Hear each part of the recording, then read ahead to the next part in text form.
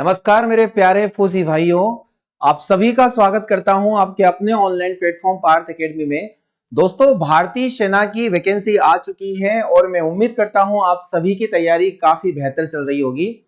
इसी तैयारी को और भी बेहतर बनाने के लिए पार्थ एकेडमी की टीम आपके साथ खड़ी है और आज से हम आगाज कर रहे हैं एक सुपर 2050 श्रृंखला का। इसमें 15 क्वेश्चंस में आप लोगों के लिए लेकर आने वाला हूं प्रतिदिन।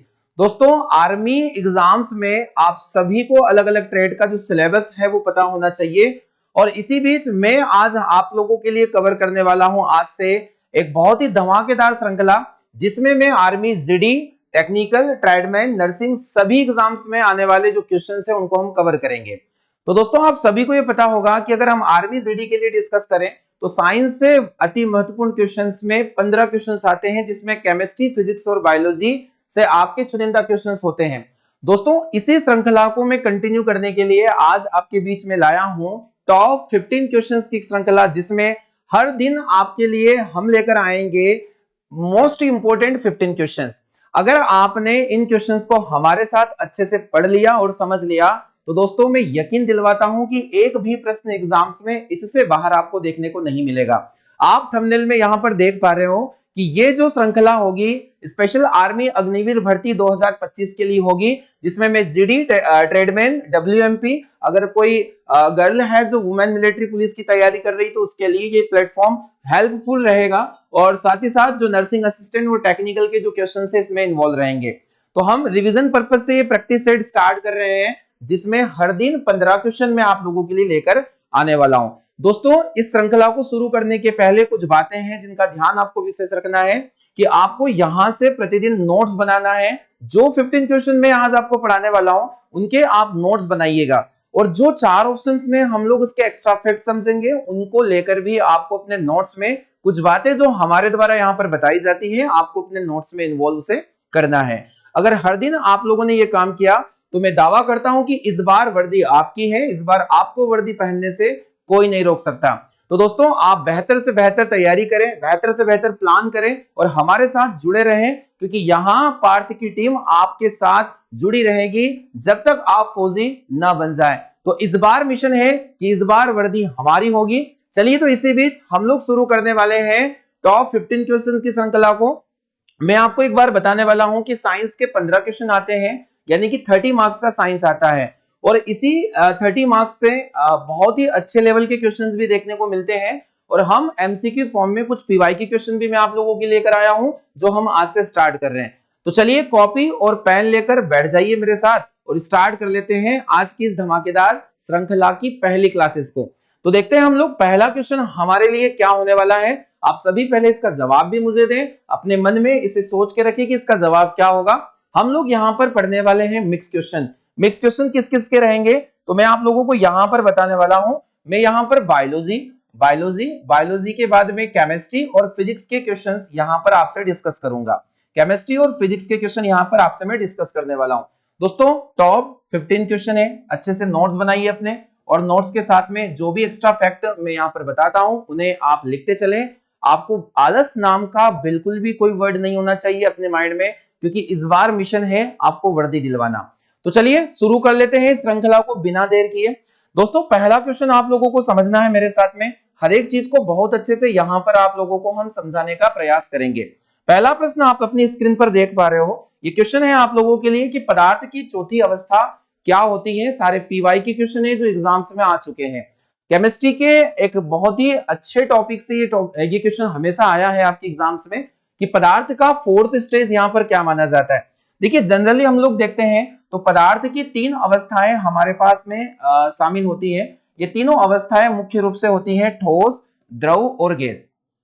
ठोस, द्रव और गैस, यानी सॉलिड, लिक्विड और गैसेस। 3 स्टेजेस के बारे में आप लोगों को अच्छे से पता है। पदार्थ की चौथी अवस्था का नाम भी माना जाता है और चौथी अवस्था मानी जाती है प्लाज्मा, आप सभी ने पढ़ा होगा। और पदार्थ की फोर्थ स्टेज का नाम हो जाएगा प्लाज्मा और पदार्थ की जो 5th स्टेज होती है इसका नाम होता है बोस-आइंस्टीन कंडेंसेट। Bose-Einstein condensate. आप लोगों को अपने नोट्स में ये सारी बातें लिखते रहना है, वीडियो को पॉज करें और इन सारी बातों को आपके नोट्स में लिखें और समय रहते इनका रिवीजन करें। बोस आइंस्टीन कंडेंसेट इस अवस्था का नाम होता है, ये पदार्थ की फिफ्थ स्टेज मानी जाती है। अब दोस्तों सवाल आता है कि प्लाज्मा अवस्था कहां देखने को मिलती है। जनरली हम सभी लोग ठोस, द्रव और गैस से अच्छे से परिचित हैं, क्योंकि हमारे आसपास ठोस, द्रव और गैस तीनों अवस्थाएं आराम से देखने को मिलती है। प्लाज्मा अवस्था को अगर हम लोग देखें तो प्लाज्मा अवस्था जनरली कहां पाई जाती है, तारों के आसपास। तारों के आसपास यह अवस्था देखने को मिलती है, आपको नोट्स में लिख लेना है।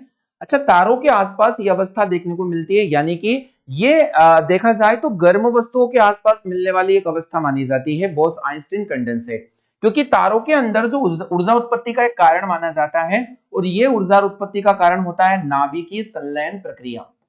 नाभिकीय संलयन प्रक्रिया यानी कि न्यूक्लियर फ्यूजन नाम की एक प्रोसेस होती है, जिसकी वजह से सूर्य में और तारों में ऊर्जा उत्पत्ति होती है। तो दोस्तों जहां यह प्रक्रिया संभव है वहां पर आपको प्लाज्मा अवस्था देखने को जरूर मिलेगी। तो पदार्थ की चौथी अवस्था का नाम आपके लिए होने वाला है प्लाज्मा अवस्था। तो हमारे पास ऑप्शन नंबर सी यहां पर करेक्ट होगा इस क्वेश्चन के लिए। तो दोस्तों ऐसे ही चुनिंदा क्वेश्चन इस श्रृंखला में रहेंगे, तो वीडियो को स्किप ना करें, वीडियो को आपको प्रॉपर देखना है और पूरा देखना है, तभी इस चीज का फायदा आप लोगों को मिलेगा। चलिए दोस्तों, ये सारी चीजें एक्स्ट्रा फैक्ट आपको मिलनी चाहिए। चलिए अब सॉलिड की हम बात करते हैं कि ऐसा कोई पदार्थ आपने प्रकृति में देखा हो जो तीनों अवस्था में एक साथ देखने को मिल सकता है, तो इस पदार्थ का नाम है बर्फ। अगर हम लोग जल की बात करते हैं तो जल हमें सॉलिड फॉर्म में मिलता है, जल हमें लिक्विड फॉर्म में मिल जाएगा, और गैसेस फॉर्म में हमें वाटर की वेपर देखने को मिलती है। तो सॉलिड फॉर्म में जैसे आइस के फॉर्म में हमें जल मिलता है, तो ऐसा कोई पदार्थ भी एग्जाम में आ सकता है कि जो तीनों अवस्था में एक साथ देखने को मिले, तो इसका सही जवाब रहेगा पानी। चलिए दोस्तों आगे हम लोग बढ़ते हैं। तो पहले क्वेश्चन का आंसर हो जाएगा हमारे लिए ऑप्शन नंबर सी। और वीडियो को आगे बढ़ाने से पहले एक छोटा सा निवेदन आप लोगों से रहेगा, अपने सभी दोस्तों के साथ इस वीडियो को ज्यादा से ज्यादा शेयर कीजिएगा, ताकि सभी को ये क्लास बिल्कुल निःशुल्क रहेगी आपके लिए। और हाँ, अंतिम दौर तक हम आपके साथ खड़े रहेंगे, ये श्रृंखला कंटिन्यू रहेगी आपके लिए। तो दोस्तों ज्यादा से ज्यादा अपने दोस्तों के साथ इस वीडियो को शेयर कीजिएगा। दोस्तों अगला क्वेश्चन आप सभी के सामने है, केमिस्ट्री का एक बहुत ही शानदार क्वेश्चन कि स्टेनलेस स्टील एक मिश्र धातु है जबकि वायु क्या है। ये क्वेश्चन आपके एग्जाम्स में आया हुआ है। देखिए अगर हम लोग मिश्र धातु को डिस्कस करें तो मिश्र धातु या एलॉय क्या होते हैं, इनको हम लोग डिस्कस कर लेते हैं। जब दो या दो से अधिक धातुओं को आपस में निश्चित अनुपात में मिलाया जाए, यानी कि दो या दो से अधिक धातु है और अगर इन्हें निश्चित अनुपात में हम लोग मिला रहे हैं, तो उन्हें हम लोग मिश्र धातु या एलॉय के नाम से जानते हैं। अब दोस्तों ये क्यों बनाई जाती है, तो धातुओं की गुणवत्ता सुधारने के लिए। जैसे हमने जनरली देखा कि लोहे के अंदर जंग लग जाती है, पर अगर हमें उसे जंग से बचाना है तो किसी जंग प्रतिरोधी धातु को उसके ऊपर लेप कर दिया जाता है, या उसके साथ किसी मिश्र धातु को मिला दिया जाता है। तो दोस्तों ध्यान रखना, इसी में एक धातु आती है मिश्र धातु, जिसका नाम है स्टेनलेस स्टील। और स्टेनलेस स्टील किससे मिलकर बनी होती है, तो इसमें जो इसके अवयवी धातु होती है उसमें होता है लोहा, क्रोमियम और निकल। आयरन, क्रोमियम और निकल तीनों मिलाकर क्या बनाते हैं, स्टेनलेस स्टील बनाते हैं। दोस्तों मोस्ट इंपोर्टेंट क्वेश्चन है, एग्जाम्स में हमेशा ये आपसे पूछा जा चुका है। अब कुछ मिश्र धातु और भी हम लोग एक्स्ट्रा फैक्ट में डिस्कस करेंगे जो आपके एग्जाम्स के लिए वेरी इंपॉर्टेंट है, जिन्हें आपको नोट्स में लिखना है। दोस्तों आप लोगों ने नाम सुना होगा पीतल का, यानी कि ब्रॉस का। ब्रॉस एक मिश्र धातु है, आपके एग्जाम में हमेशा पूछे जाने वाला क्वेश्चन है। तो इसमें क्या आता है, तो तांबा, तांबा और साथ में यहां पर क्या आ जाएगा, जिंक। तांबा और जस्ता, तांबा और जस्ता यानी कि कॉपर और जिंक, Zn, ये दोनों मिलकर बनाते हैं पीतल। इसी बीच एक क्वेश्चन और जो काफी ज्यादा पॉपुलर है आपके इसमें जो एग्जाम में आता है, वो है कांसा, यानी कि इसको हम लोग बोलते हैं ब्रॉन्ज। क्या बोलते हैं, ब्रॉन्ज। और दोस्तों ब्रॉन्ज किस अवयवी धातु से मिलकर बनी होती है, यह मिश्र धातु में कौन कौन सी धातु रहती है, तो ध्यान रखना है, यहां पर भी आपको तांबा देखने को मिलेगा, कॉपर देखने को मिलेगा, और साथ में यहां पर हो जाएगा टिन। तांबा और टिन यानी कि कॉपर और Sn। तो दोस्तों ये चीजें आप लोगों को समझ में आनी चाहिए। एक और मिश्र धातु जो आपको लिखना है अपने नोट्स में, और इसका नाम होने वाला है इस्पात। इस्पात जिसे हम लोग स्टील के नाम से जानते हैं, स्टील के नाम से जानते हैं। दोस्तों ये किस चीज की मिश्र धातु है, तो हम लोग देखेंगे कि जो लोहा होता है उसके अंदर बहुत कम मात्रा में कार्बन मिला दिया जाता है, यानी कि आयरन प्लस कार्बन, ये दोनों मिलकर इस्पात या स्टील का निर्माण करते हैं। एक बात विशेष ध्यान देना है कि स्टील और स्टेनलेस स्टील इन दोनों के अलग अलग अवयवी धातु है या कंस्टिट्यूएंट मेटल है, आपको इन दोनों को याद रखना है। स्टेनलेस स्टील में लोहा, क्रोमियम और निकिल होगा, वही स्टील के अंदर आयरन और कार्बन होगा। तो दोस्तों ये जो आप लोगों के सामने बोर्ड पर लिखी हुई मिश्र धातुएं, ये वेरी इंपॉर्टेंट है, जो हर बार आपके एग्जाम्स में यहाँ से क्वेश्चन पूछे ही जाते हैं। तो स्टेनलेस स्टील एक मिश्र धातु है, परंतु इसमें यहाँ पर जो वायु पूछा है, तो वायु क्या होता है? वायु गैसों का मिश्रण होता है। वायु गैसों का क्या होता है? मिश्रण होता है, मिक्सचर ऑफ गैसेस। अलग अलग गैसें अनिश्चित अनुपात में इसमें मिली होती है। तो यहाँ सही जवाब हो जाएगा हमारे पास में ऑप्शन नंबर ए। दोस्तों क्वेश्चन नंबर 2 के लिए ऑप्शन नंबर ए एकदम सही जवाब होगा। चलिए, तो आप लोगों ने यहाँ पर या तो आप स्क्रीनशॉट ले लीजिएगा या फिर अपने नोट्स में मेरे साथ आप वीडियो को पॉज करते हुए इन्हें आप अपने नोट्स में लिखते चलें। क्वेश्चन नंबर 3 की तरफ हम लोग मूव करने वाले हैं। क्वेश्चन नंबर 3 आपकी स्क्रीन के सामने रहा, आप ध्यानपूर्वक पढ़िएगा। कौन सा पदार्थ प्रकृति में तीनों अवस्था में पाया जाता है? अभी मैंने प्रीवियस क्वेश्चन में आपको इस क्वेश्चन को डिस्कस किया है आपके साथ में। एक ऐसा पदार्थ जो प्रकृति में तीनों अवस्था में एक साथ देखने को मिल सकता है, और इसका नाम आप सभी अच्छे से जानते हैं, इसका नाम है पानी। पानी की अगर हम लोग बात करते हैं, देखिए जनरली अलग अलग अवस्था की हम लोग बात करते हैं, तो अगर हमारे पास पानी है सॉलिड फॉर्म में, जो बर्फ होगा, अब ये बर्फ को जब हम लोग गर्म करते हैं तो यहाँ पर पानी का निर्माण होता है, और पानी को अगर हमने और भी गर्म किया तो यहाँ पर वाष्प बन जाती है, यानी कि गैसेस फॉर्म में ये आ जाता है, गैसेस फॉर्म में। ये तीनों स्टेजेस हम लोगों को देखने को मिलती है। फिर से अगर हम लोग इस वाष्प को या गैस को ठंडा करें या संघनित करें, कंडेंसेट करें, तो फिर से पानी बनेगा, और पानी को फिर हम फ्रीज करें तो बर्फ का निर्माण हो जाता है। यहाँ कुछ अवस्था एग्जाम्स में आती है कि बर्फ का पानी में बदलना, बर्फ का पानी में बदलना क्या कहलाता है? तो इसे हम लोग कहते हैं गलनांक, यानी कि मेल्टिंग पॉइंट। दोस्तों कोई सॉलिड अगर हीट लेकर लिक्विड में कन्वर्ट हो रहा है तो इस प्रक्रिया का नाम यहाँ पर गलनांक माना जाता है। आगे हम बात करेंगे, जब कोई लिक्विड स्टेज गैसेस में कन्वर्ट होती है तो इसे हम लोग, इस अवस्था को हम लोग नाम देते हैं क्वथनांक। देखिए वन लाइन फैक्ट में ये क्वेश्चन एग्जाम्स में आते हैं, उनकी डेफिनेशन एग्जाम्स में पूछी जाती है, इसीलिए आपको बहुत अच्छे से यहाँ पर ध्यान देना है। फिर से अगर हम लोग भाप से पानी बनाते तो इस प्रक्रिया का नाम आपको याद रखना है संघनन, यानी कि कंडेंसेशन। वर्षा होने में क्वथनांक और संघनन, इन दोनों का अगर हम लोग देखें, वाष्पीकरण, इसे हम लोग वाष्पीकरण के नाम से भी जान सकते हैं, इवोपरेशन यानी कि वाष्पीकरण, और इसका नाम हो जाता है संघनन यानी कंडेंसेट। और अगर पानी जो है वो बर्फ में जम रहा है तो इसको हम लोग क्या बोल देंगे? तो इसको हम लोग बोलेंगे फ्रीजिंग, यानी कि क्या होना? जमना। इसको हम लोग बोल देंगे फ्रीजिंग या जमना। तो दोस्तों हिमांक बिंदु भी इसे कहा जाता है, हिमांक बिंदु। यह आप लोगों के लिए काफी इंपोर्टेंट डाटा है जो मैंने आपके सामने यहाँ पर रखा है।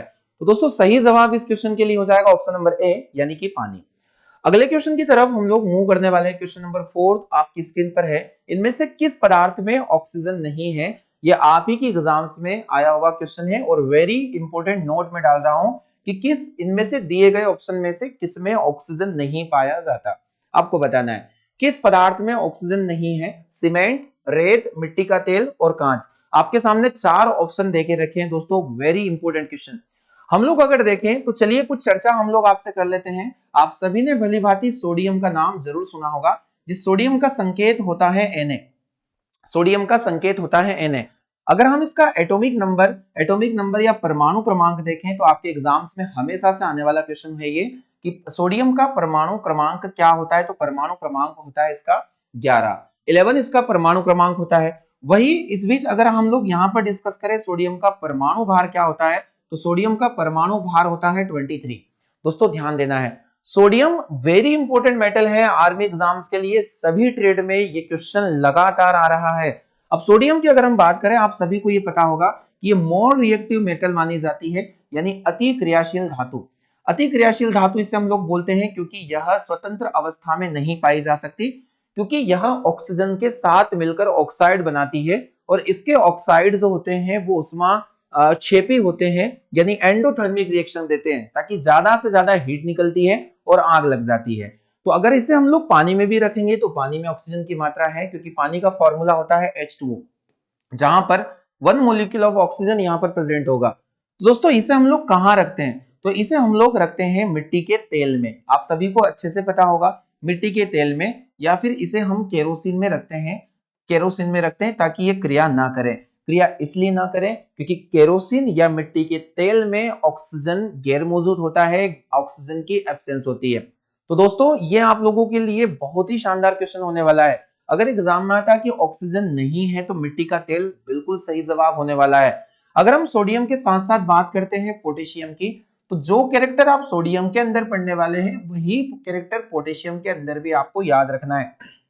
दोस्तों अगर क्वेश्चन एग्जाम में बना कि इनमें से कौन अति क्रियाशील धातु है और उसमें दोनों ऑप्शन आपको देखने को मिल रहे हैं पोटेशियम और सोडियम, तो आपको पोटेशियम लगाना है, क्योंकि सक्रियता श्रेणी में या रिएक्टिविटी सीरीज में पोटेशियम सोडियम के भी ऊपर आता है, यानी पोटेशियम सोडियम से भी अत्यधिक क्रियाशील है।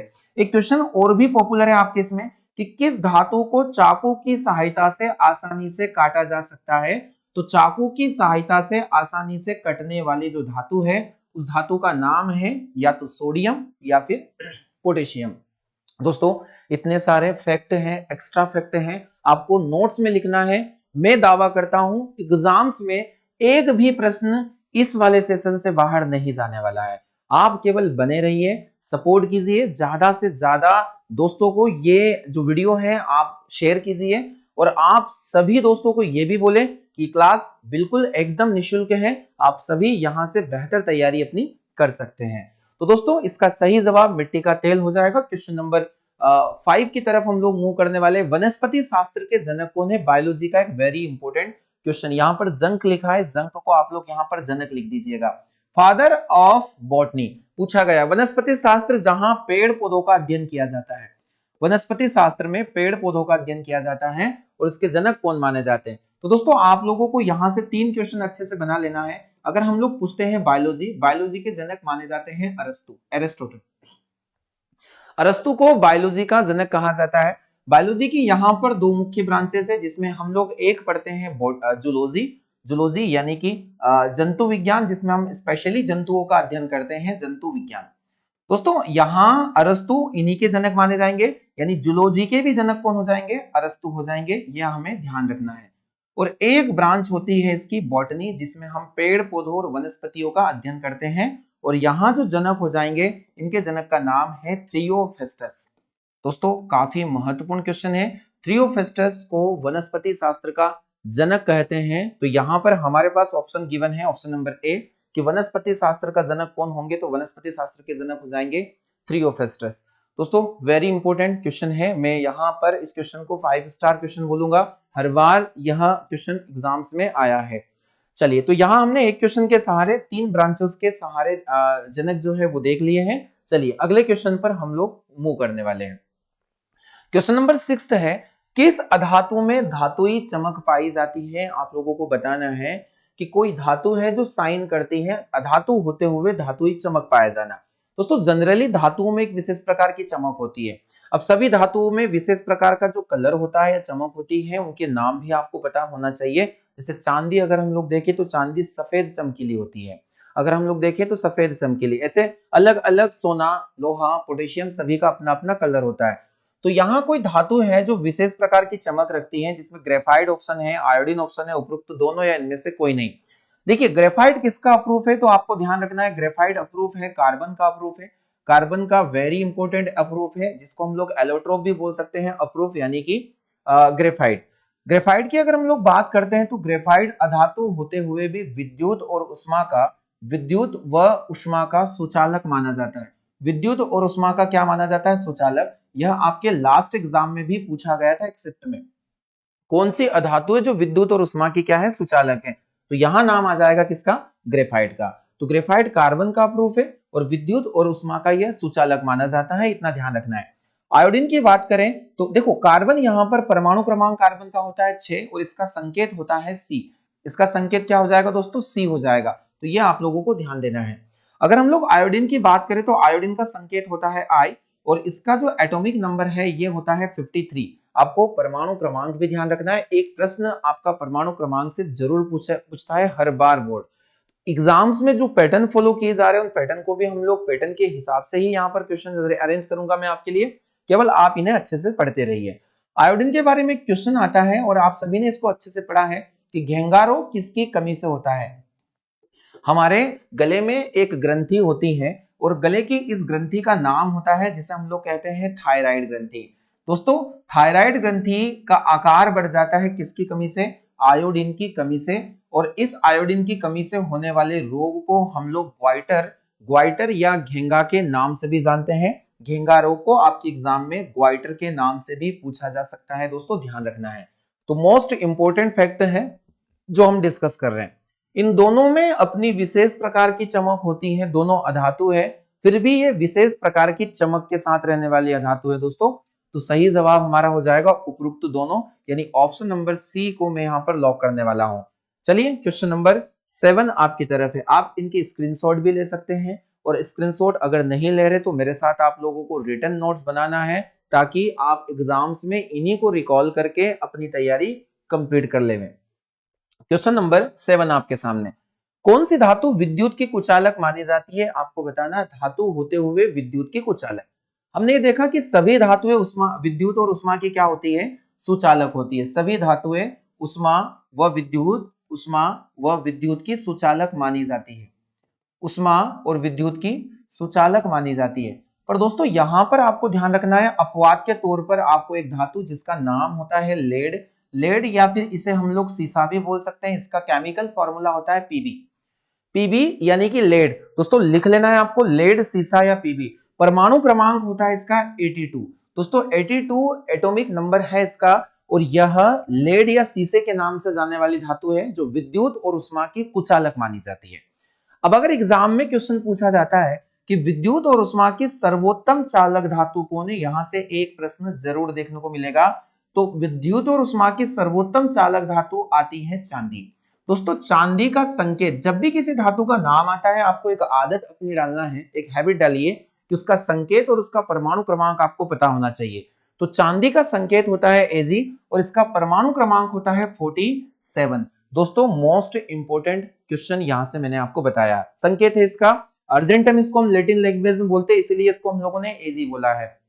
चलिए दोस्तों, तो सही जवाब कौन सी धातु कुचालक होगी? तो जवाब होगा यहाँ पर हमारे पास हो जाएगा लेड, और सर्वोत्तम चालक धातु होती है चांदी, फिर सोना, फिर तांबा और फिर एल्यूमिनियम। इस प्रकार आप क्रम यहां से बना सकते हैं। हम देखने वाले अगले क्वेश्चन की ओर बढ़ने वाले। जीव विज्ञान शब्द का प्रयोग सबसे पहले किसने किया था? यहाँ पर जनक नहीं पूछा गया है आपसे, यहाँ पर पूछा गया है कि जो बायोलॉजी टर्म है, ये टर्म किसके द्वारा दिया गया था?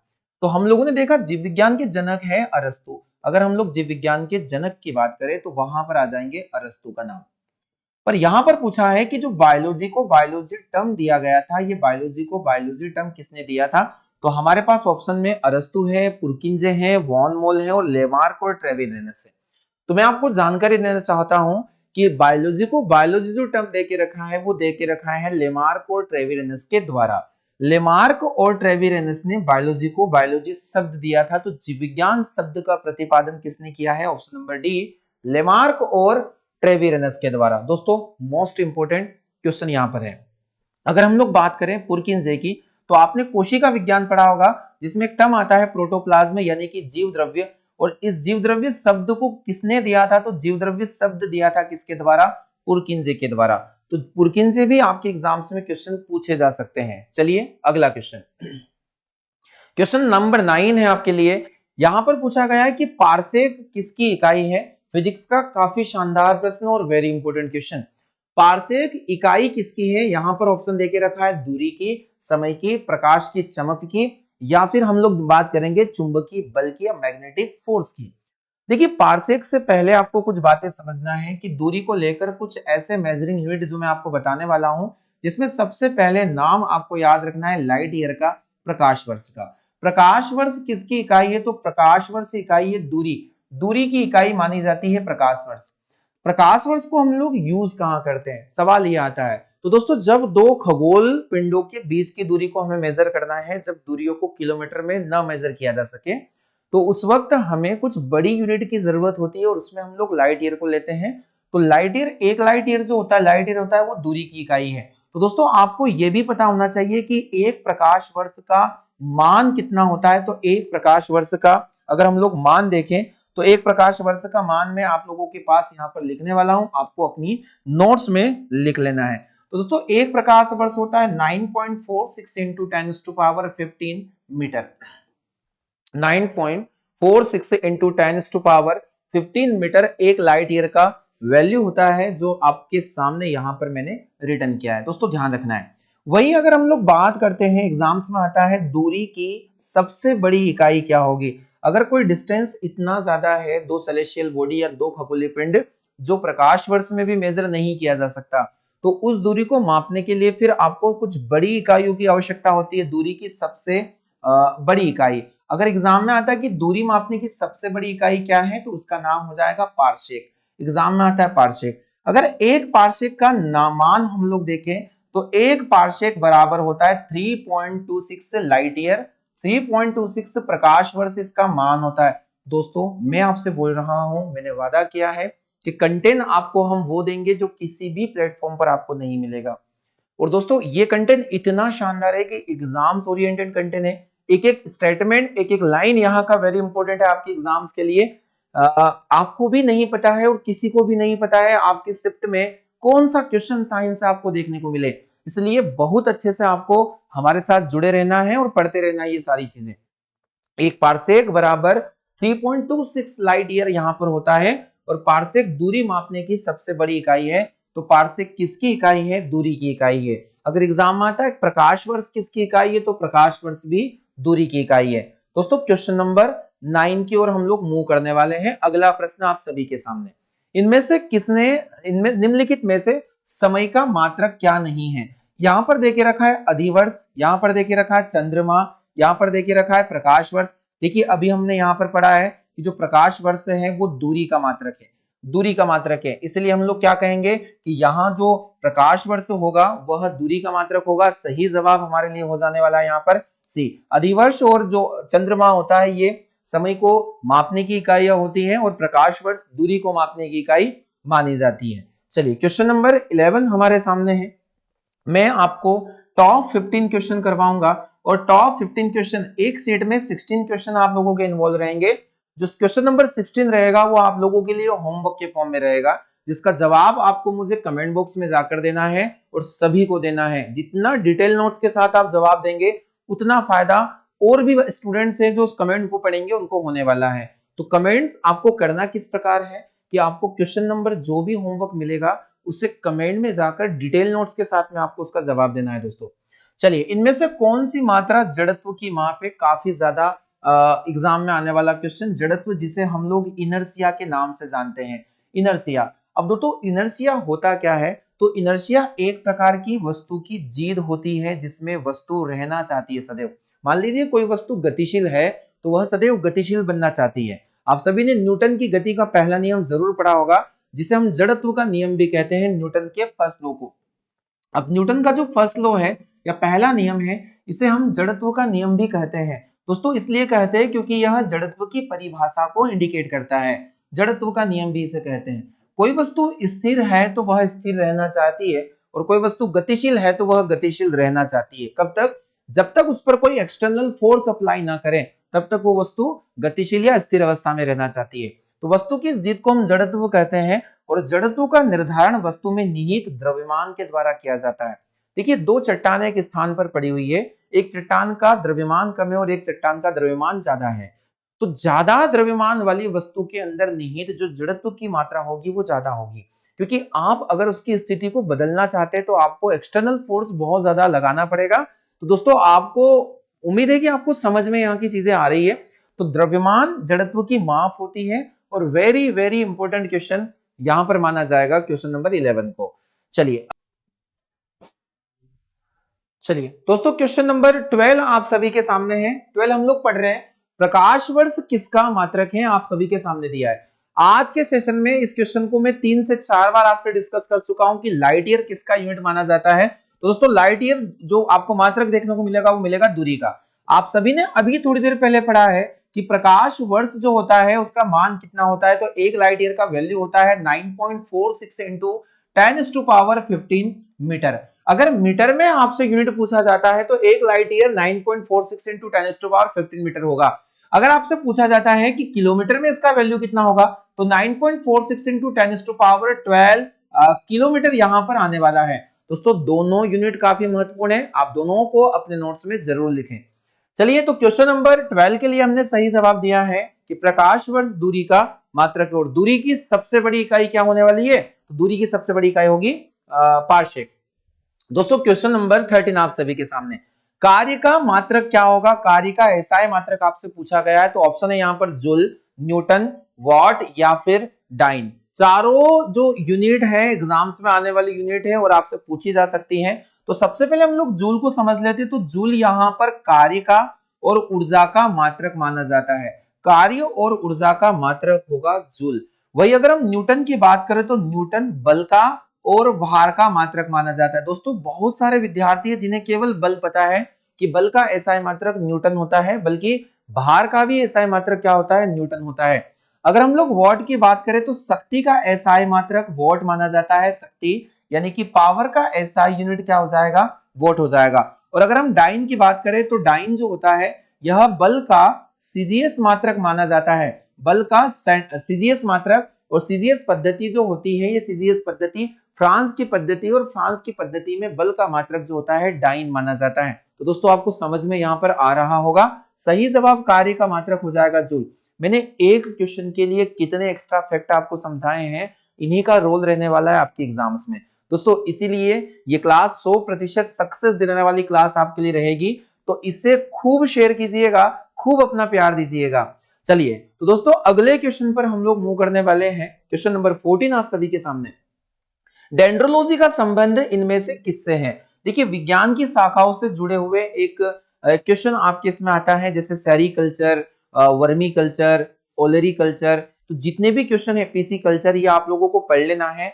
तो डेंड्रोलॉजी यहाँ पर एक शाखा देके रखी है। ऑप्शन यहाँ पर देके रखा है पुष्पों का अध्ययन, वृक्षों का अध्ययन, झाड़ियों का अध्ययन, या बी और सी दोनों। देखिए डेंड्रोलॉजी में वृक्ष और झाड़ी दोनों का अध्ययन किया जाता है। वृक्ष और झाड़ी का अध्ययन किए जाने वाली जो ब्रांच है, उस ब्रांच को हम लोग डेंड्रोलॉजी के नाम से जानते हैं। तो वृक्ष के अध्ययन और झाड़ियों के अध्ययन से, यानी कि बी और सी। पुष्पों का अध्ययन क्या कहलाता है? तो पुष्पों का अध्ययन अगर हम लोग देखें तो एंथोलॉजी के नाम से पुष्पों का अध्ययन कहलाता है, एंथोलॉजी। और फ्लोरिकल्चर क्या होता है? तो फूलों की खेती करते हैं फ्लोरिकल्चर के अंदर। तो दोस्तों काफी सारी ब्रांचेस है जिनको हर दिन हम डिस्कस आपसे करने वाले हैं। तो डेंड्रोलॉजी का संबंध इसमें से किसमें से हो जाएगा? बी और सी दोनों में से हो जाएगा। आज का क्वेश्चन है लास्ट क्वेश्चन आज के सेशन का, क्योंकि टॉप 15 क्वेश्चन जो वेरी इंपॉर्टेंट है। इस बीच में हमारे बीच क्वेश्चन आ रहा है कि पर्यावरण का अध्ययन जीव विज्ञान की किस भाषा के अंतर्गत किया जाता है? जिसमें पर्यावरण का संबंध हम जीवधारियों से देखते हैं। तो जीव विज्ञान की किस शाखा के अंदर हम लोग पर्यावरण को अध्ययन करेंगे? ऑप्शन देखिए यहाँ पर, कार्य की, आनुवांशिकी, आनुवांशिकी में हम आनुवांशिक पदार्थों का अध्ययन करते हैं। वही यहाँ पर इकोलॉजी भी देके रखा, और वर्गीकी, वर्गीकी में हम अध्ययन करते हैं वर्गीकरण का। तो दोस्तों यहाँ पर वर्गीकरण भी नहीं होने वाला है। इस प्रश्न के लिए सही जवाब होने वाला है पारिस्थितिक तंत्र। पारिस्थितिक तंत्र का नाम आपने जरूर सुना होगा, खाद्य जाल और खाद्य श्रृंखलाएं, यानी फूड चेन और फूड वेव। तो इकोसिस्टम या इकोलॉजी स्टडी होता है एनवायरमेंट का, यानी कि the study of environment is known as ecology. और पारिस्थितिक तंत्र में हम लोग इन संबंधों को देखते हैं। तो आज के टॉप 15 क्वेश्चन मैंने आप लोगों को पढ़ाए हैं। अब बारी है आपके लिए होमवर्क की, जिसका जवाब आपको कमेंट बॉक्स में जाकर देना है। तो दोस्तों क्वेश्चन आपके लिए अगला क्वेश्चन है, होमवर्क आपके सामने है, और क्वेश्चन देके रखा है कि फाइकोलॉजी में किसका अध्ययन किया जाता है। आप सभी इसको एक बार फिर पढ़ें। फाइकोलॉजी में किसका अध्ययन किया जाता है? पहला ऑप्शन है शैवाल का, कवक का, और यहाँ पारिस्थितिकी का और विषाणु का। चारों ऑप्शन है, इनमें से कोई एक सही जवाब आपको कमेंट बॉक्स में देना है। उसके बारे में जितना डिटेल नोट्स लिख सकते हैं उतना आपके लिए फायदेमंद होगा। तो दोस्तों आज का पहला क्लास आपके लिए टॉप 15 क्वेश्चन जो स्पेशली भारतीय सेना के लिए है। कैसा लगा आज का क्लास? आप कमेंट बॉक्स में जाकर अच्छे कमेंट जरूर दीजिएगा कि आज का क्लास आपको कैसा लगा। और इस क्लास को ज्यादा से ज्यादा आपके दोस्तों के साथ शेयर कीजिएगा, अपना प्यार दीजिएगा। और आपका अगर सपोर्ट बना रहा तो आखिर तक आपकी ये जो क्लासेस है ये कंटिन्यू रहेगी। और दोस्तों इस बार सफलता 100% आपकी होगी, क्योंकि इस बैच में हम वेरी इंपॉर्टेंट क्वेश्चन ही लेकर आपके लिए आने वाले हैं। आज के सेशन में हम लोग इतना ही पढ़ेंगे। मिलते हैं हम लोग कल की क्लासेस में फिर टॉप 15 क्वेश्चंस के साथ में। तो दोस्तों तब तक आप अपना ख्याल रखें और आज इस क्लास को आप अच्छे से शेयर करें। आप सभी का बहुत बहुत धन्यवाद।